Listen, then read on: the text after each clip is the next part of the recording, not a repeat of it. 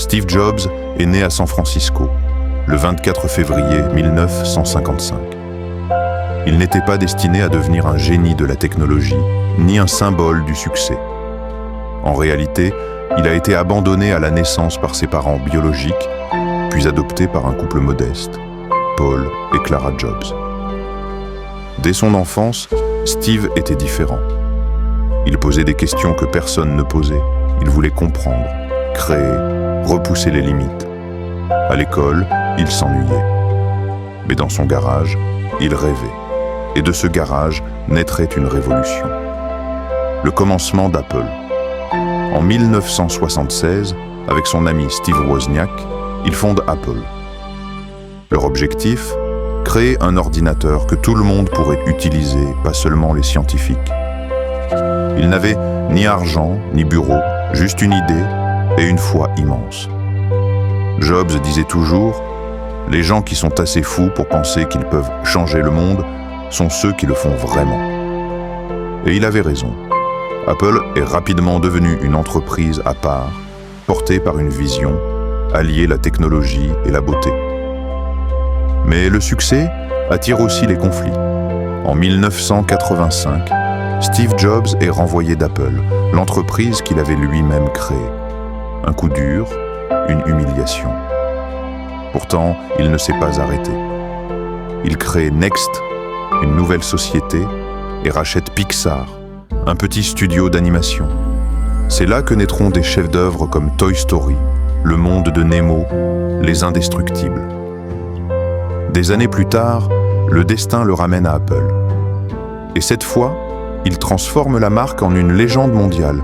L'iMac, l'iPod, l'iPhone, l'iPad. Des inventions qui ont changé notre manière de vivre. En 2003, Steve apprend qu'il est atteint d'un cancer du pancréas.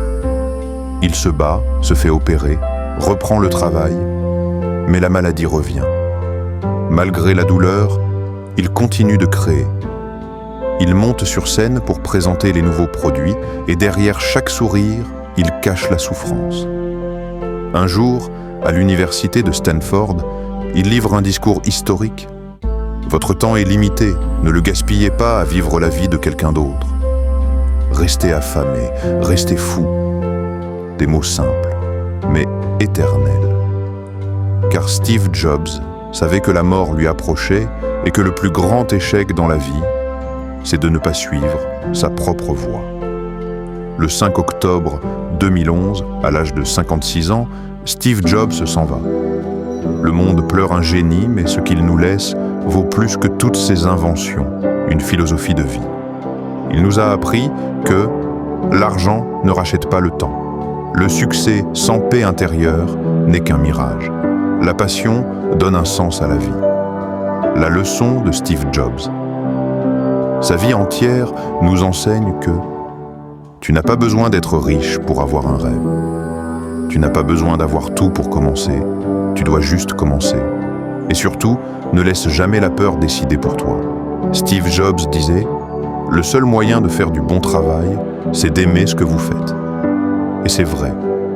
Parce qu'à la fin, le plus important, ce n'est pas combien tu as gagné, mais combien tu as inspiré. Ne cours pas après la gloire, cours après le sens. Ne cherche pas la perfection, cherche la passion.